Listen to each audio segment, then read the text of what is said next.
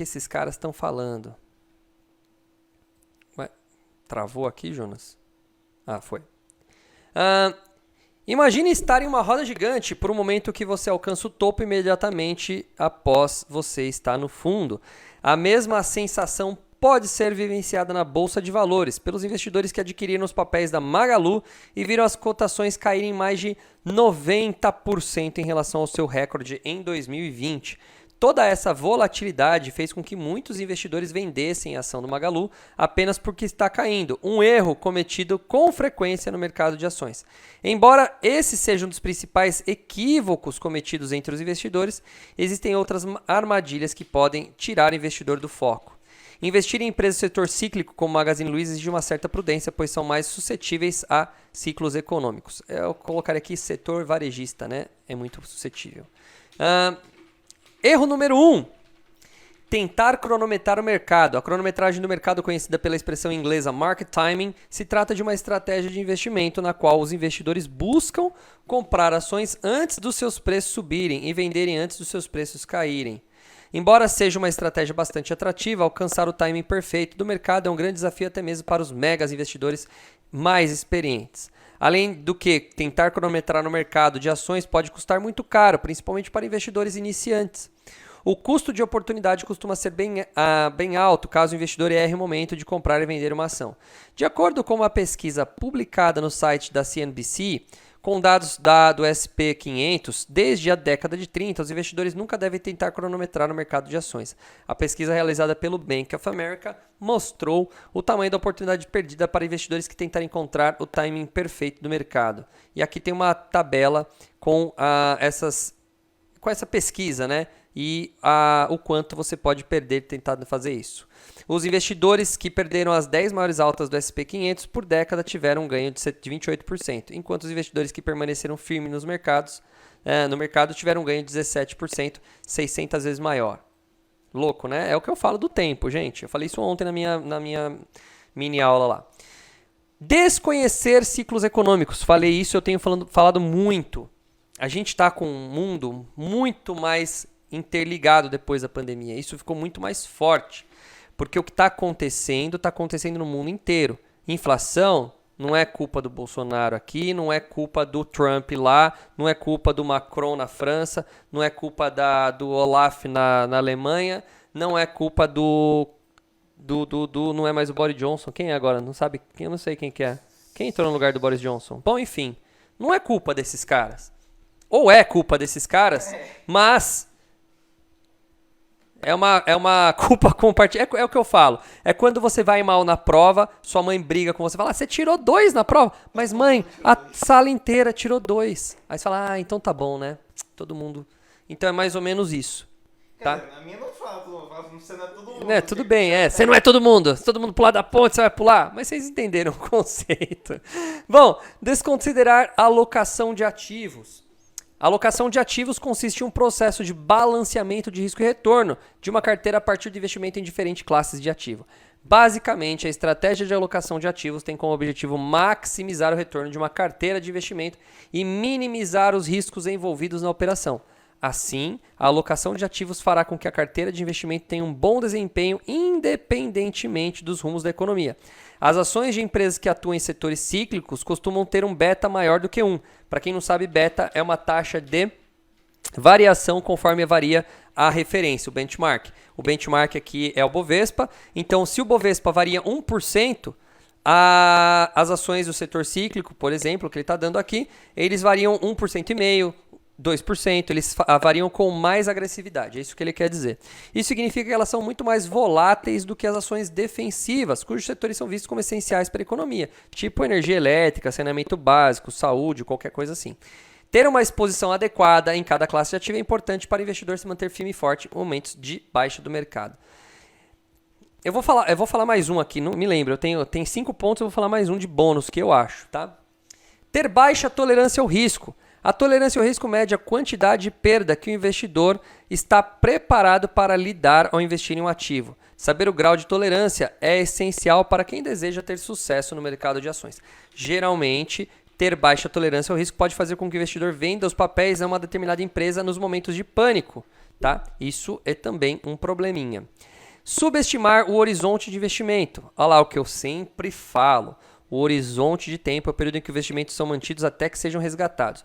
Quanto maior esse tempo, mais risco. Hã? Mais risco ele pode correr? Não. Aqui está errado. Vamos lá. Não. Ao contrário de um horizonte curto de investimento, em que o investidor costuma querer adotar uma postura mais conservadora. Não. Vamos lá. Ter um horizonte de tempo adequado é fundamental para o investidor mantenha seu portfólio de investimento no caminho certo, mesmo durante as quedas bruscas do mercado. Não. Vamos lá. Se você pegar qualquer ação da Bolsa de Valores, tirando as que estão em empresas que estão em falência, tá? Lógico, aí já fica difícil, mas empresas que são lucrativas, empresas superavitárias, tá? Você vê que no longo prazo, e quanto mais longo prazo você tiver, maiores são as chances de você ter lucro, e lucro acima da inflação do período, tá? Putz, eu já cansei de fazer essa pesquisa, tá? Isso aqui não tá ok, não. Não entendi. Não gostei disso aqui. Como assim, quanto mais tempo, mais risco? Quem comprou a ação da Vale em 2000 hoje é milionário. Quem comprou Apple em 2000 é milionário. Não tem muita lógica. Mas enfim. Talvez ele queira dizer que assim, comprar uma ação para esperar que ela se valorize daqui 5 anos, talvez o cara olhe e fale, não sei o que vai acontecer daqui 5 anos. Talvez com essa intenção que ele colocou isso daí. Bom, mas é o seguinte, tem um sexto sexto erro de quem investe, de quem investiu não só no Magazine, mas em qualquer coisa, tá?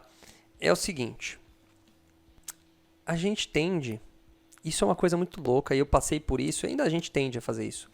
A gente acha que a gente é diferente dos outros, e que com a gente vai ser diferente dos outros.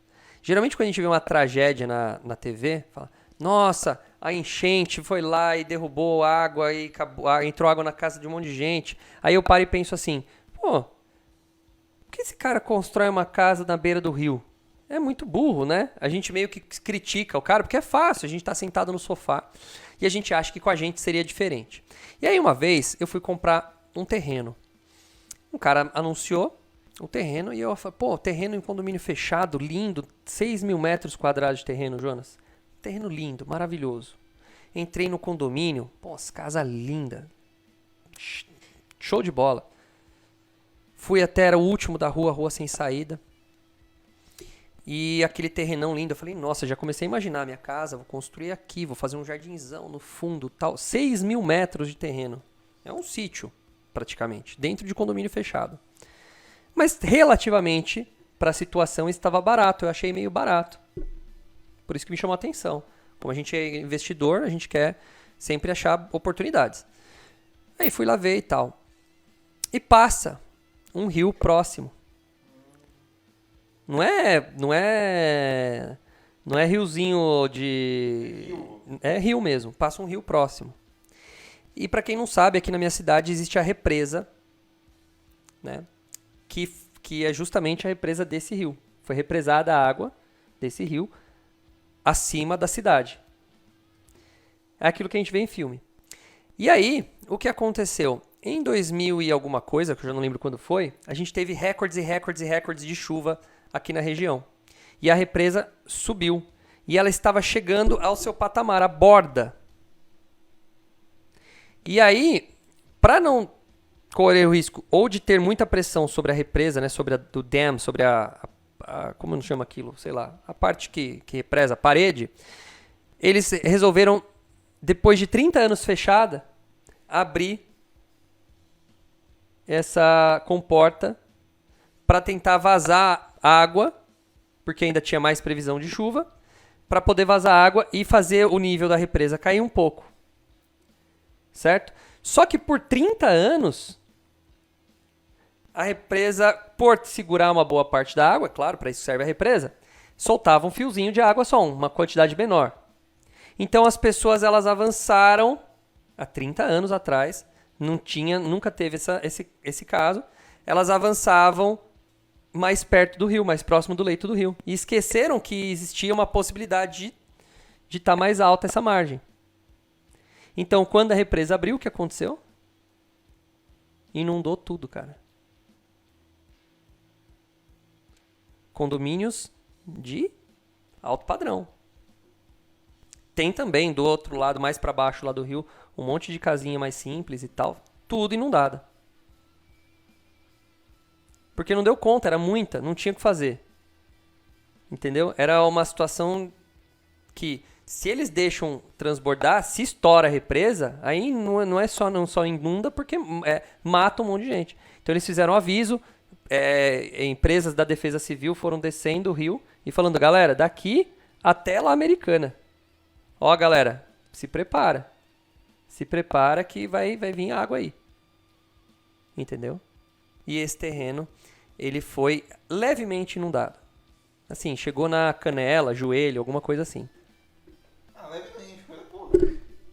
Então, assim, a gente sem perceber, a gente acha que com a gente vai ser diferente. É isso que eu quero dizer. Entenderam a história?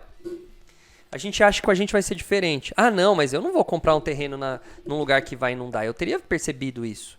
Não é, cara. Às vezes, a nossa ganância, a gente só imagina um final feliz pra gente. Sempre. Sempre. Tudo que a gente faz na vida, a gente imagina um final feliz. E não é diferente na bolsa. Às vezes eu tenho aluno que fala assim, ô Douglas, pô, gostei do seu mini curso, tal. Eu tô pensando em fazer o seguinte, eu vi um curso aqui, vi um cara que falou do day trade, eu tô pensando em fazer o day trade aqui, aí eu levanto uma grana e depois eu vou aí fazer o esquema que você propõe, que é menos arriscado e menos lucrativo. Isso eu falo para todo mundo. A minha visão de bolsa hoje é que quanto eu mais me defender, melhor. Aí eu falo, cara, você está sendo otimista. Né? Você está sendo otimista. Quem disse que para você, que você não conhece nada de bolsa, vai assistir 2, 3, 5 horas de aula e vai ficar ninja no day trade, vai ganhar logo de cara, e aí você vai pegar esse dinheirinho e vai ir para um lugar mais seguro? Não tem lógica esse pensamento.